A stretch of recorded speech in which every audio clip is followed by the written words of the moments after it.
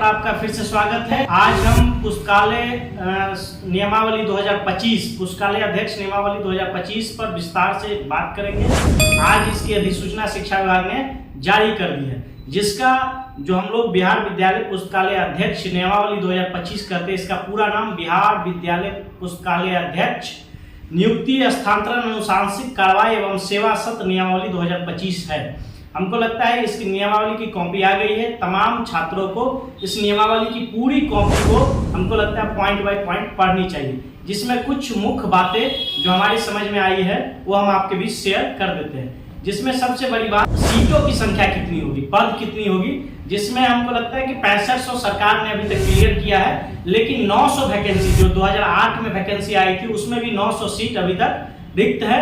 हमको लगता है कि 6500 और 900 मतलब 7500 के लगभग में सीटों पर वैकेंसी आनी तय है। ये आप लोग कंफर्म रखें। पद में कोई 7500 सीटों से कम की वैकेंसी इस बार नहीं आने वाली है। 6500 प्लस 900 मतलब 7500 लगभग सीटों पर वैकेंसी इस बार आनी तय है। उसके बाद सबसे बड़ी बात है कि छात्रों का कि स्टेट का सिलेबस क्या होगा, या एलईटी जो ली गई बिहार विद्यालय परीक्षा समिति उसका सिलेबस क्या होगा। तो आपको पता है कि 150 नंबर का ये पूरा परीक्षा होगा, चाहे एलईटी हो या स्टेट हो, जिसमें 100 नंबर तो आपके लाइब्रेरी साइंस विषय से ही रहेंगे। 100 नंबर आपके अपने सब्जेक्ट से रहेंगे, लाइब्रेरी साइंस से रहेंगे, जिसका स्टैंडर्ड जो है आपका 20 में जो आप पढ़े हैं, जो 5 या 7 पेपर आप 20 में पढ़े हैं, वो पूरे पेपर का क्वेश्चन इस 100 नंबर में रहेगा। साथ में 50 नंबर जिसमें जीके जीएस के साथ साथ आपको मैथ, रीजनिंग, कंप्यूटर साइंस से भी इसमें रहेंगे।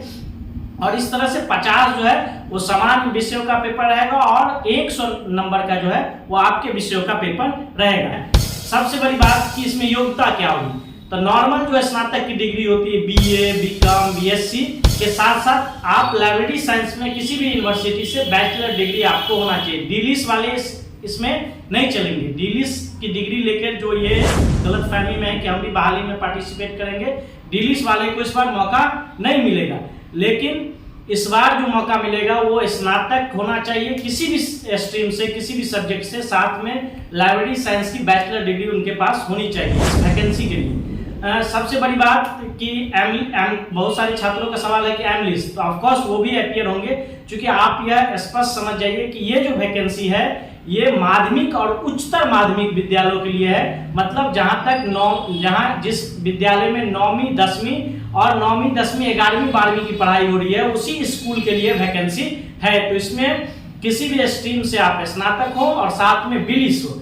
इसमें आपको पता है कि 2 लेवल पर एग्जाम होंगी। एक तो स्टेट होगा जिसको बिहार विद्यालय परीक्षा समिति लेगी। स्टेट को अगर बिहार विद्यालय परीक्षा समिति एक स्पेशल एग्जाम भी स्टेट से अलग भी ले सकती है, जिसको हम एलईटी कहेंगे, लाइब्रेरी एलिजिबिलिटी टेस्ट, पुस्तकालय अध्यक्ष पात्रता परीक्षा, यह भी बिहार विद्यालय परीक्षा समिति ले सकती है।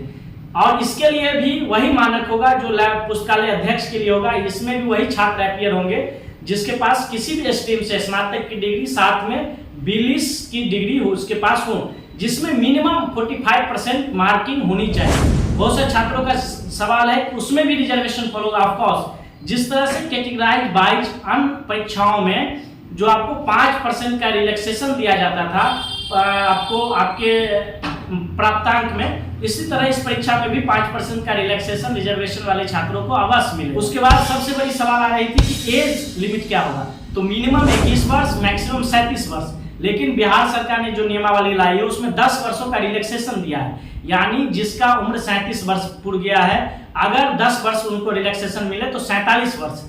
तो आप ये समझिए कि 21 वर्ष से 47 वर्ष तक के कोई भी छात्र इसमें फॉर्म भर सकते हैं। उसके साथ जो अलग अलग कैटेगरीज में आते हैं, चाहे वो एससी का, एसटी का छात्र हो, जिसको 5 वर्षों का रिलैक्सेशन बिहार सरकार के सभी एग्जामों में मिलता था, इसमें भी 5 वर्षों का उनको रिलैक्सेशन मिलेगा।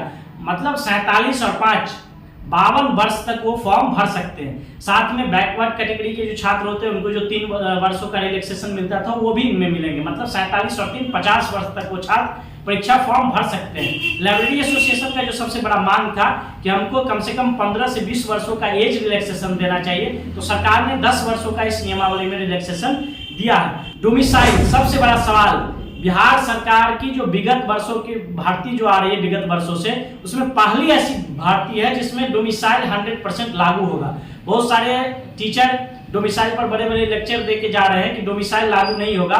उनको हम ये कह देना चाहते हैं कि बिहार सरकार का इस नियमावली में और बिहार सरकार और शिक्षा विभाग का स्पष्ट गाइडलाइन है कि इस भर्ती में इसके साथ साथ जो कर्मचारियों का भर्ती है, जो परिचारक का भर्ती है, इस भर्ती के साथ साथ उन तमाम भर्तियों में 100% डोमिसाइल लागू होगा। भारत का नागरिक होने के साथ साथ वो बिहार का स्थायी निवासी भी होना चाहिए।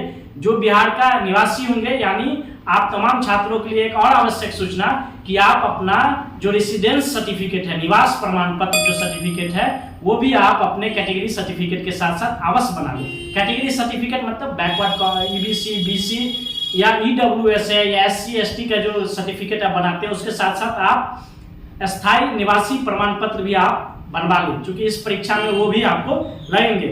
चौथा जो सबसे बड़ा सवाल छात्रों का रहता है कि हम ऑनलाइन क्लास तो कर लेते हैं, बहुत सारे टीचर ऑनलाइन पढ़ाते हैं, जिसमें सबसे जो हमको लगता है कि बिहार के छात्रों के लिए सबसे बेहतर जो होगा वो हम अपने तरफ से आपको अपना सजेशन बता रहे हैं। AKB पब्लिकेशन जो है, AKB पब्लिकेशन एंड एजुकेशन, एक आपको गूगल प्ले स्टोर से इसको डाउनलोड कर लीजिएगा और वहां से भी आप पढ़ सकते हैं। अमित किशोर सर का ये पूरा आपको इसमें पूरा लेक्चर आपको मिल जाएगा, वहां से ऑनलाइन क्लास भी ले सकते हैं। साथ साथ AKB पब्लिकेशन का आप बुक भी पढ़ सकते हैं। AKB पब्लिकेशन का बुक आप AKB पब्लिकेशन एंड एजुकेशन.com के वेबसाइट से ले सकते हैं, फ्लिपकार्ट अमेजॉन से ले सकते हैं। उसमें कई कैटेगरी के वस्तुनिष्ठ प्रश्न जो MQS है वो भी क्वेश्चन आपको वहां पर मिल जाएंगे। साथ साथ पूरे सिलेबस का उसमें अनुमानतः जो सिलेबस है उसमें उसका पूरा जिक्र है। अगर वो बुक पढ़ सकते हैं तो आपको स्टेट पास क्वालिफाई करना भी आसान होगा।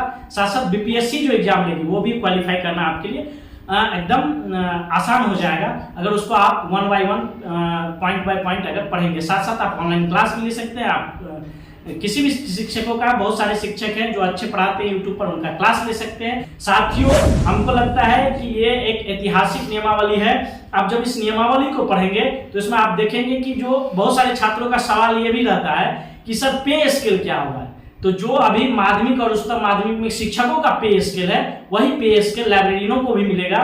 और साथ साथ जो फैसिलिटी शिक्षकों को मिलती है वो तमाम फैसिलिटी भी आपको मिलेगी। आपको भी अनुकंपा का जो बेनिफिट्स है वो आपको भी अनुकंपा का बेनिफिट्स मिलेगा। साथ साथ आप बिहार सरकार के सरकारी एम्प्लॉय हैं, उनकी जो फैसिलिटीज होती है वो सब तमाम चीज आपको इसमें मिलेगा। तो निश्चित तौर पर हम तमाम छात्रों से अपील करेंगे पूरे नियमावली को देखिए और जो जो मुख्य बातें थी वो हम आपको कह दिए हैं। इसी तरह आप जो इस बहाली से रिलेटेड जो भी अपडेट आएंगे उसको हम आपको इसी चैनल के माध्यम से बताते रहेंगे। हमारे चैनल पर जुड़ के रहें। इसको अगर आप अभी तक सब्सक्राइब नहीं किए तो सब्सक्राइब और लाइक जरूर करें। धन्यवाद।